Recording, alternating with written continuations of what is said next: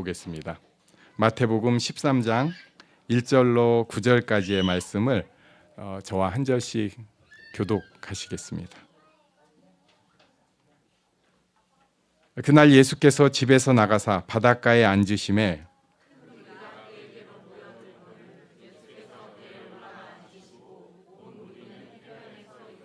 예수께서 비유로 여러 가지를 그들에게 말씀하여 이르시되 씨를 뿌리는 자가 뿌리러 나가서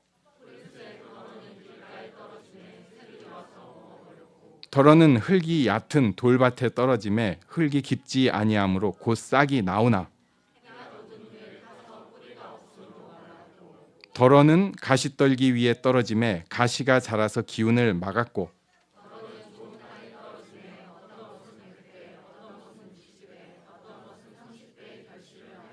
함께 읽습니다. 귀 있는 자는 들으라 하시니라. 아멘. 오늘은 예수님께서 천국 비유 중에서 씨 뿌리는 비유로 말씀해 주신 것을 나누려고 합니다. 이 마태복음 13장에는 천국의 비유가 7가지가 나옵니다. 그런데 오늘 처음에 1절에 보니까 예수님께서 바닷가에 앉으셨다고 말씀을 하고 있습니다. 그리고 2절에 보면은 큰 무리가 그에게로 모여들었다고 합니다. 그러니까 예수님께서 처음부터 바닷가에서 막 가르치려고 가셨던 것은 아닐 수도 있을 것 같아요. 제자들 데리고 가자 해가지고 바닷가에서 어쩌면은 뭐 시원한 바람일 수도 있고, 그리고 여기 바닷가라고 돼 있지만 사실 호숫가입니다. 그리고 이 호수는 잔잔함과 파도침이 굉장히 극명하게 나뉘는 그런 호수, 성경에 많이 나오는 그 갈릴리 호수예요. 여기서 보면은 예수님께서 배에 올라가 앉으셨다. 배에 올라가 앉으셨어요. 그리고 온 무리는 해변에 서 있었다. 이렇게 말씀하고 있습니다. 이것은 회당에서 가르칠 때의 독특한 방식입니다. 하나님의 말씀이 선포될 때 이건 관습인 거예요. 그 나라의 관습인데 어떻게 하냐면은 회당장, 가르치는 사람은 앉습니다. 그리고 듣는 사람은 서는 거예요. 그래가지고 말씀을 배울 때는 이렇게 하는 것이 이때 당시 관습이었어요. 그래서 예수님께서 산상수훈을 하실 때도 산에 올라가 앉으시니 제자들이 나아온지라. 그러니까 예수님께서 이 배에 올라가서 앉으신 것은 제대로 교육하시겠다는 그런 의미예요. 보통 때 우리가 말할 때 그러니까 좀 이상한 거죠. 딱 말하다가 딱 앉으시면 이제 하나님의 말씀을 선포하시는구나, 또는 성경을 가르치려고 하시는구나, 이런 느낌입니다. 그러면은 제자들은 갑자기 딱 일어서는 거죠. 제가 말씀을 배우겠습니다. 이런 느낌이에요. 이게 습관이 되면 뭐 당연한 게 되고요. 아니면은 약간 좀 어색합니다. 제가 제일 어색한 게 핸델의 할렐루야를 갑자기 공연을 하면은 다른 곡 들을 때는 가만히 앉아 있다가 할렐루야 전주가 나오면은 딱 들으면 알잖아요. 다 일어서 하는 거예요.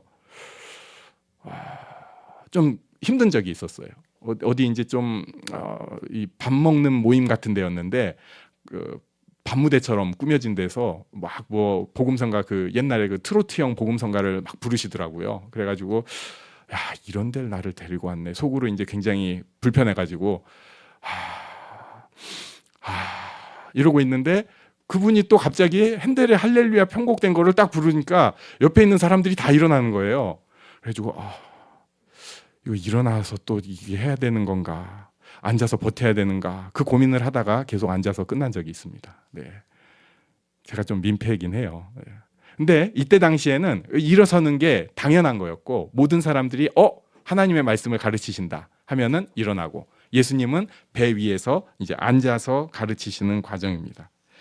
여기서 예수님은 비유로 쭉 그냥 가르쳐 주셨습니다. 굉장히 쉬운 비유로 오늘 본문의 말씀들을 해주셨어요. 한번 그냥 우리 뭐 같이 읽지 않더라도 쭉쭉 보면서 넘어가 보겠습니다. 처음에 이제 씨를 뿌렸잖아요. 그랬더니 우리 다 아는 거예요. 길가에 뿌렸더니 새가 먹어버렸어요. 이게 실제로 있을 수 있는 일이니까. 지금 여기는 바닷가, 그러니까 호숫가라고 해서 자꾸 어음만 생각할 게 아니라 호숫가기 때문에 옆에 좋은 양질의 밭들이 있는 곳이에요. 그래가지고 아마도 예수님 말씀 듣는데 다 좋은 자리에 앉고 싶은데 거기 또 분명히 곡식이 자라고 있었을 것 같아요. 이거는 성경에 없는 제 그냥 상상입니다. 그러니까 여기 밭, 이 자리가 지금 딱 예수님 말씀 듣기 좋은 자리인데 거기에 밭이 있다 보니까 그거 피해가지고 사람들이 이 밭이 여기 있네 하면서 그 옆에 어떻게든 그래도 농작물 피해가지고 섰지 않았을까. 제가 생각한 상상입니다. 이러고 있는데 밭에다가 씨 뿌리는 비유를 말씀하고 계시는 거예요. 그래가지고 씨를 뿌렸는데 어떤 것은 길가밭이라고 합니다. 완전히 딱딱한 밭에 씨를 뿌려놓으니까 우리로 하면 비둘기 모이 준 것 같은 거예요. 그래가지고 새가 와서 홀랑 먹어버렸습니다. 그리고 얕은 돌밭이라고 돼 있어요. 우리나라는 얕은 돌밭에 씨를 뿌리면요 다 잘 자랍니다. 그리고 센 애들은 그 돌을 부수면서 막 자라요. 왜냐? 우리는 이렇게 해가 세지 않거든요. 우리는 이렇게 공포의 해가 없습니다. 그냥 우리는 공포라고 하는데 좋은 해예요. 그런데 이 나라는 이게 뿌리가 제대로 있지가 않으면은 그대로 그냥 그 장렬하는 태양에 다 말라 죽는 거예요. 광야니까 그냥 거의 다 그냥 태워버리는 거예요. 싹이 나오긴 했는데 뿌리가 제대로 뻗기도 전에 강력한 해가 뿌리를 통째로 그 식물을 말려버렸습니다. 어떤 것은 가시 덤불에 떨어졌습니다. 가시 덤불입니다. 정확하게는 가시 덤불에 떨어지니까 이게 이제 자라가지고 뾰로로록 하고 뿌리도 내리고 폼도 갖췄는데 가시가 그 가시 덤불이 덮어가지고 못 자랐습니다. 그러나 어떤 것은 좋은 땅에 떨어지니까 100배, 60배, 30배 열매를 맺었습니다. 막 굳이 외우려고 안 해도 그리고 그때 당시 뭐 기록할 것도 없는 그런 시대 때 예수님께서 비유로 뭔가 그럴듯한 말씀인데 하나님 나라에 대해서 뭔가 말씀해 주시는데 하고 설명을 해 주셨습니다. 그런데 제자들이 잘 모르겠는 거예요. 그래가지고 예수님을 찾아왔습니다. 그랬더니 예수님께서 설명을 해 주셨습니다. 우리 18절 19절을 같이 읽겠습니다. 시작. 그런즉 씨 뿌리는 비유를 들으라. 아무나 천국 말씀을 듣고 깨닫지 못할 때는 악한 자가 와서 그 마음에 뿌려진 것을 빼앗나니 이는 곧 길가에 뿌려진 자요. 아멘. 일단 이 18절 19절 말씀을 통해서 이 비유를 개요적으로 세 가지를 생각을 해볼 수 있어요. 첫 번째는 천국은 씨가 뿌려지는 것과 같습니다. 그러니까 천국은 내가 만들어내는 게 아니에요. 천국은 어떤 경지에 도달한 마음 상태, 이제 불교에서 얘기하는 어떤 해탈 이런 게 아닙니다. 천국은 주어지는 것입니다. 열심히 연구하고 수련해서 득도하는 것이 아니라 천국은 주어진 것입니다. 이것을 사도 바울이 굉장히 유명한 말씀으로 설명을 했습니다. 로마서 10장 17절 우리 같이 읽겠습니다. 시작. 그러므로 믿음은 들음에서 나며 들음은 그리스도의 말씀으로 말미암았느니라. 아멘. 말씀을 통한 들음을 통해서 믿음이 나는 거예요. 말씀을 통한 들음에서 천국이 나오는 거예요. 자, 이때 당시는 문서라는 게 너무 귀한 시대입니다. 이제는 우리는 이제 벌써 디지털로 넘어가고 페이퍼가 거의 안 쓰이려고 하는 시대입니다. 제 친구들 중에서 설교 원고 출력해서 하는 사람은 저밖에 없습니다. 그래가지고 친구들이 굉장히 이상하게 봐요. 너 왜 그래? 그런데 저는 또 설교는 종이를 보고 해야 맛이지. 그리고 설교 직전에 이렇게 한번 훑어보면서 펜으로 해야 맛이지. 그거 무슨 그 애플 펜슬로 이거 찌끄찌끄 하는 거, 그건 맛이 안 나.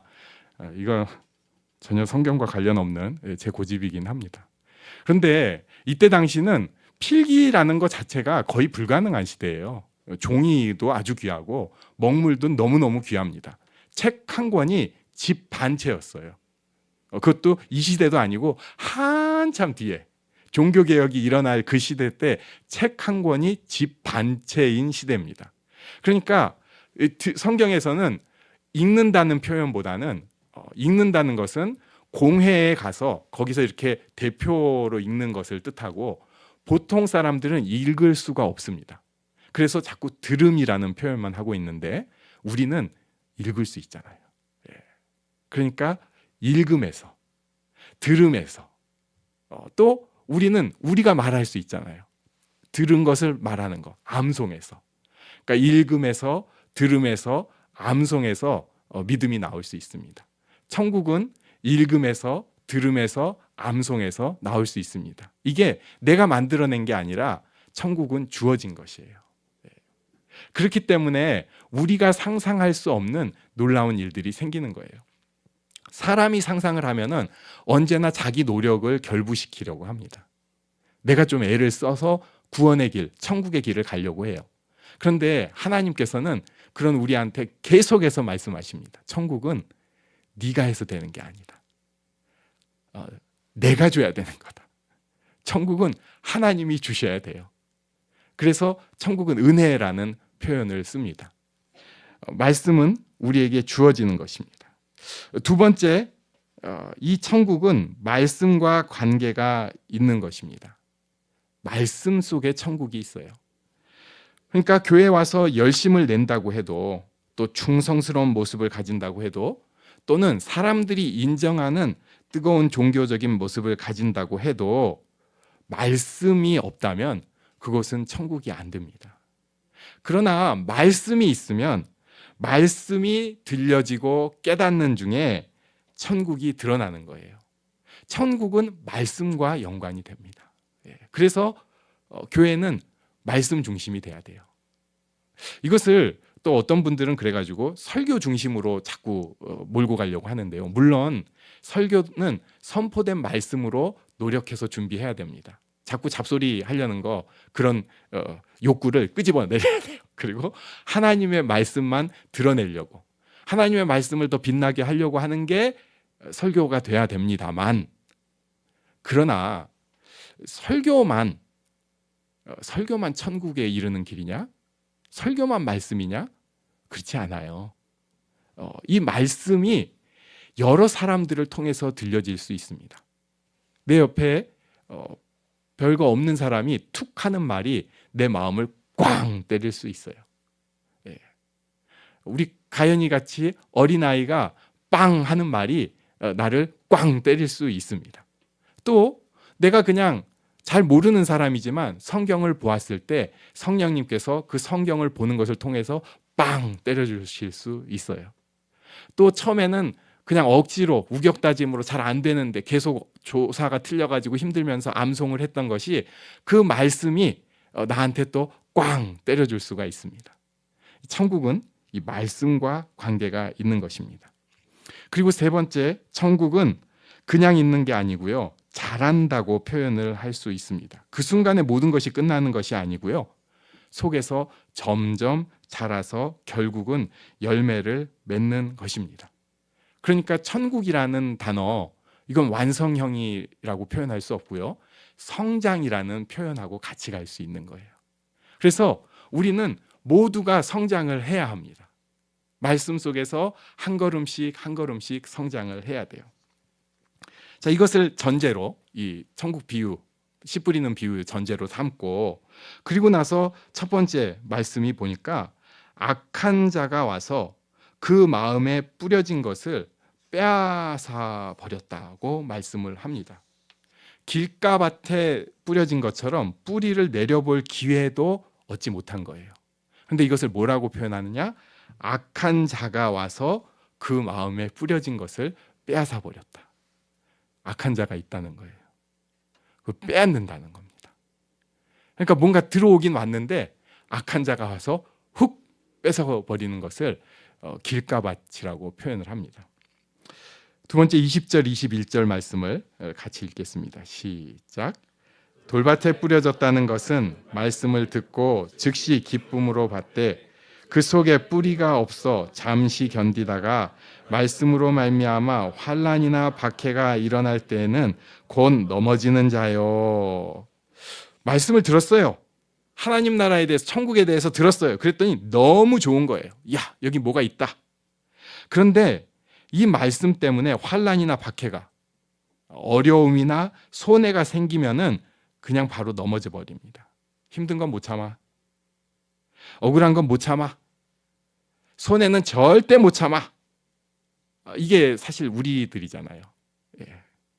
우리 보통 때 어떻게 손해를 참을 수가 있어요? 억울하면 우리는 가만히 있지 않는 게 정상입니다.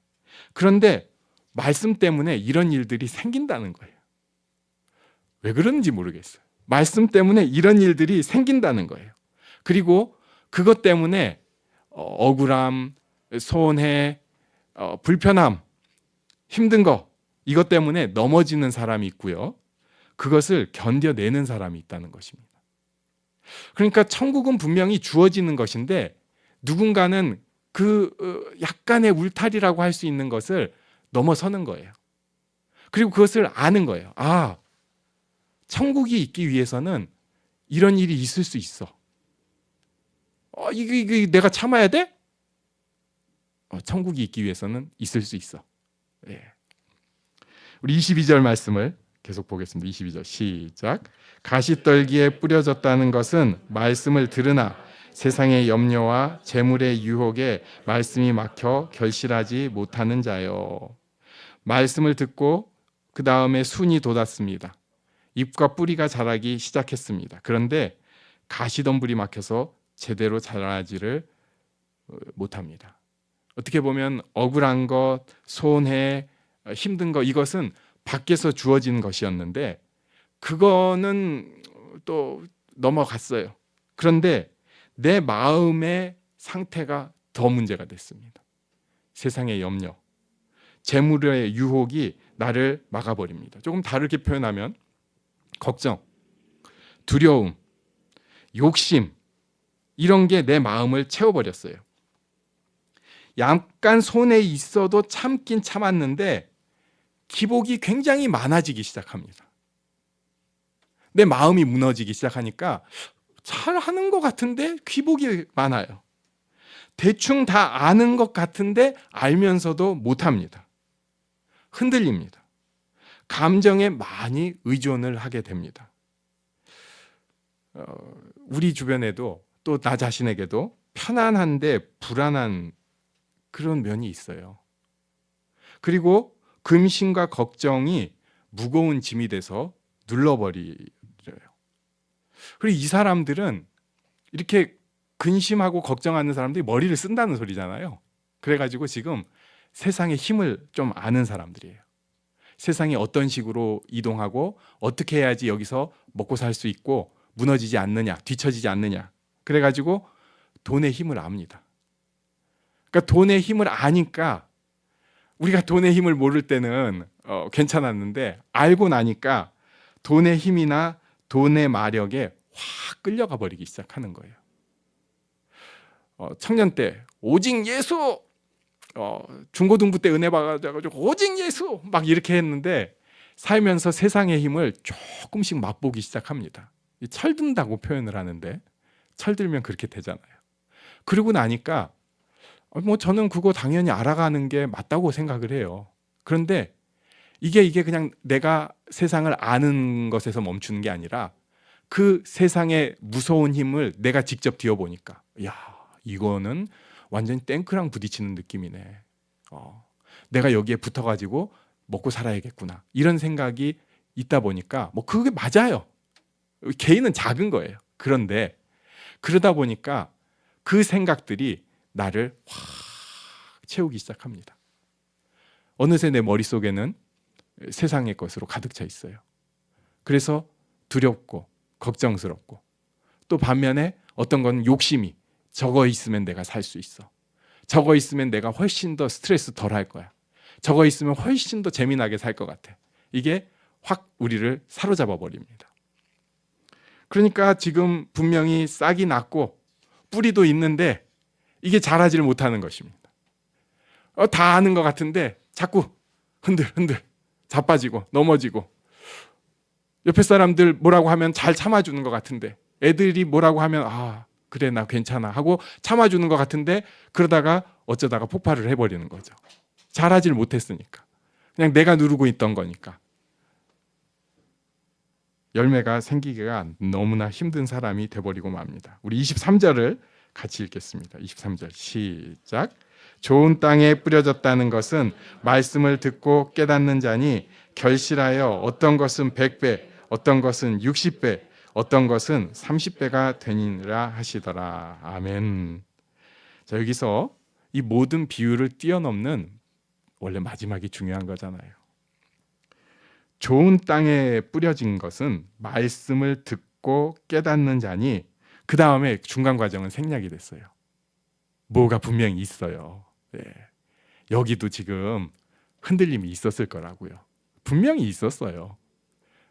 햇빛 때문에 힘든 거 있었고, 그리고 세상의 것이 꽉 차가지고 흔들흔들 하는 것이 있었는데, 말씀을 듣고 깨달으니까 결국은 결실하여서 100배, 60배, 30배의 결실을 맺게 되는 것입니다. 여기서 또 신기한 일이 있어요. 우리가 씨 뿌리는 비유를 보면서 자꾸 이런 생각을 저도 하게 됩니다. 그러지 말아야겠다. 나는 좀 말씀 때문에 손해가 와도 그래도 내가 그냥 감수하겠다. 좀 억울해도 그래, 교회에서라도 내가 참아야지. 세상 같으면 죽였어. 근데 내가 참았다. 뭐 이런 거. 그리고 하나님 앞에서 뭐가 막 나를 이렇게 막 하면은 이거 벗어나야 돼. 벗어나야 돼. 내가 이겨낼 거야. 여기서 벗어나야 돼. 주여 힘 주십시오. 저는 이런 것에 흔들리고 싶지 않습니다. 이렇게 자꾸 의지적으로 내가 뭔가를 하려고 생각을 해요. 그런데 예수님께서 말씀하신 것은 그러라고 하신 것 같지 않아요. 제대로 말씀이 뿌려진 사람, 말씀을 듣고 깨닫기만 하면 그 다음에 물론 나도 알아요. 내가 이거 안 해야지, 이거 해야지 이런 마음이 있는데 그걸 내 의지로 억지로 인상 쓰고 힘 빡 주고 해내는 것이 아니라 잘하기 시작하니까 저절로 되기 시작합니다. 특별한 행동이 막 드러나고 애를 쓰는 게 아니라 마음이 녹기 시작합니다. 전에는 용서라는 것은 상상할 수가 없었는데 용서 안 하니까 오히려 불편한 것이 있기 시작해요. 괜히 기쁨이라는 것이 내 옆에 있다는 것을 알게 됩니다. 그리고 내가 나를 봐도 변화가 있어요. 눈물이 생겼습니다. 뭔가 내가 변했습니다. 겸손에 대한 마음이 생겼어요. 하나님을 찾는 마음이 생겼습니다. 왜? 말씀이 쑥 들어갔기 때문에 그렇습니다. 히브리서 4장 12절에 이 말씀이 있습니다. 우리 한번 같이 읽겠습니다. 시작. 하나님의 말씀은 살아있고 활력이 있어 좌우의 날선 어떤 검보다도 예리하여 혼과 영과 및 관절과 골수를 찔러 쪼개기까지 하며 또 마음의 생각과 뜻을 판단하나니. 아멘. 말씀이 살아있어서 우리를 이 표현대로 한번 쪼개는 거예요.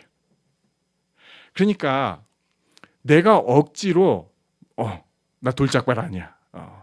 나 가시덤불밭 아니야. 이러면서 싸우는 게 아니라 말씀이 들어오는 그 사람은 모두가 옥토인 거예요. 옛날 표현 옥토. 좋은 밭인 거예요. 그리고 그 말씀이 살아있어서 우리를 변화시켜 갑니다. 그러니까 우리는 말씀을 가까이 해야 돼요. 그리고 그 말씀을 듣고 순종하려고 하는 것입니다. 읽고 순종하는 것입니다. 그러면은 성장이 있습니다. 열매가 맺혀지기 시작합니다. 보통 세상 살면서 이거 저도 너무 뼈저리게 느끼는데 사람 안 변한다. 뭐 이런 얘기를 합니다. 그런데요, 말씀은 그 사람을 변화시켜 갑니다. 더 놀라운 것은 말씀은 그 사람의 특징은 놔두고 죄를 떨어주고 그 사람의 아름다움을 더 살려내는 거예요. 그러니까 교회 다니는 사람이 다 똑같은 게 아니고요. 다 개성 만점인데 오히려 말씀이 살아있는 교회는 개성 만점이고 참 다 제각각인데 그 사람들이 다 아름답게 변해가는 거예요. 놀랍지 않나요? 우리가 애를 키웠는데 부모님한테 그냥 고개 팍 숙이고 다 똑같이 자라는 게 아니라 다 지들 멋대로 자라는 것 같은데 정말로 행복한 아이들, 가정의 행복을 꾸리는 아이들로 자라는 거예요. 우리 모두가 그런 모습이 되어질 수 있습니다. 예수님께서 천국을 말씀하신 것은 그 남의 얘기고 니네가 열심히 노력해서 쫓아가라 하는 그 얘기가 아니고요. 우리가 지금 어떤 과정에 있는지를 다 알려주시는 거예요. 우리는 말씀을 듣고 깨달은 자입니다. 비록 부족하지만 그 길에 있는 사람들이에요. 그래서 가끔은 마치 아무것도 아닌 사람들처럼 흔들 자빠질 수 있지만, 심지어 성경을 많이 아는 사람도 휘딱휘딱 넘어져 갈 수도 있지만, 말씀의 힘을 믿는 사람은, 그리고 말씀이 그 속에서 역사하기 시작하는 사람은 결국은 놀라운 결실을 맺을 것을 믿습니다. 네, 우리 옆에 계신 분에게 저는 결실을 믿습니다. 한번 말씀해 주십시오.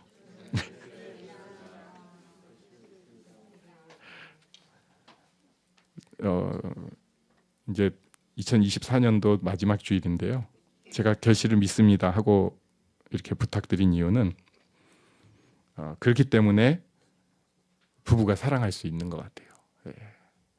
아유, 지금 저 꼴을 보면 싸우지.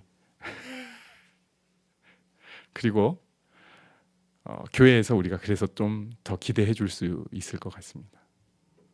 우리가 자녀에 대해서도 어떤 분들은 지금 굉장히 사랑과 희망으로 충만하신 분도 있을 거예요. 네, 하나님의 큰 축복을 받고 계신 겁니다. 그런데 많은 분들은 이게 축복이냐 저주냐 순간 대의로는 알아요. 이 축복이지. 근데 이게 그러나 그 가운데 말씀이 들어가면 하나님께서 놀랍게 아름답게 만드실 줄로 믿습니다. 그리고 무엇보다도 올해도 참 지지리도 고생하고 힘들게 살아왔었는데 하나님의 말씀이 들어가기 시작하면 내년에는 좀 살아있고 열매 맺는 사람으로 더 커갈 거예요. 이것을 믿고 하나님 앞에 나아가는 우리들이 되기를 바랍니다.